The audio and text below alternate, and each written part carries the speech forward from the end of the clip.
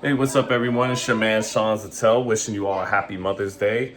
And I had to give a quick reaction to my man, Shane Mosley Jr.'s knockout tonight of Serhii Bohachuk. That was the hell of a performance, the best performance of Shane Jr.'s career. I like Shane Jr., known him for some years here in Las Vegas.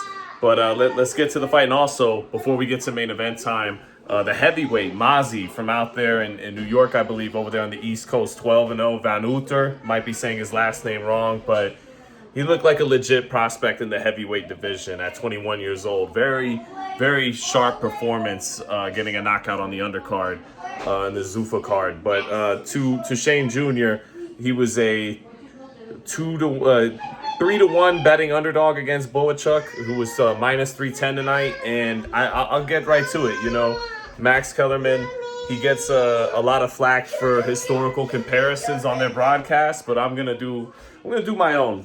Right away, this fight reminded me a little bit of Mosley Margarito. Now, obviously, this fight wasn't contested at the historical significance as Mosley Margarito, which is one of the finest performances in the history of the sport, at least in the history of the 21st century of boxing.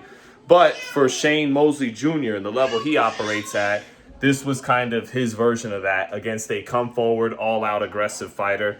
And Bohachuk looks like a guy who's, gotten old pretty quickly in his career. And that happens less and less now. I thought that might have been the case with Jaime Munguia, who's just 29 years old. And then Jaime looked better than ever about a week ago. But Bohachuk has been in a lot of wars, and it looks like it's showing. But right away, Shane Jr. was establishing his lead hand and controlling him and pushing off and turning off of it. Tight turns, not getting a whole lot of distance and separation. Bohachuk wasn't giving him a lot of room to breathe. And right away, I was like, he won the first round, but I didn't know if he was going to wind up winning the fight, because his dad in that first round against Margarito, off that kind of stiff arm, pelting jab with those tight turns, he would rip combinations viciously and started to break down Margarito to his body right away. And Shane Jr. was doing that, but not like his dad was able to do it. And I thought, you gotta rip those shots right now to slow this guy down, or else it's gonna be a long night. And Bohachuk started hitting him with chopping right hands. Bohachuk started doing his signature kind of offense, short chopping shots, lifting his head up with uppercuts, touching him with some hooks, but especially the chopping short right hands were rocking Shane around. But he was rolling something off of him, and Andre Ward made a good note of how he was making his mind up that night, that I'm not going to be able to just box a clean fight. I'm going to have to fight toe-to-toe.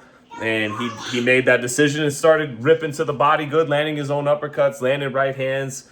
He hurts Bohachuk in the fourth round. He's weathering whatever Bohachuk's dishing out. He's holding his own, fighting him at his own game. And then, boom, beautiful right hand lands that shakes up Bohachuk. Bohachuk showing some of the wear and tear of those wars, not able to withstand it. And Shane fought very inspired in a losing effort last December against Jesus Ramos. And tonight he fought inspired. And again, I think his dad would agree. If Shane Sr. is watching, I know every now and then him and his girl watch the videos, comment in the videos, Shane Sr. But I thought this was, kind of his version of what Shane did to Margarito. He had an all-out pressure fighter there trying to bully him, and he invested to the body enough. He kept his lead hand almost like a stiff hand pelting him, or a stiff arm pelting him throughout the fight. Worked it. That lead hand gave him just enough separation and rhythm to operate off of, to allow him to just breathe enough in spots and see enough in really close ranges to create openings.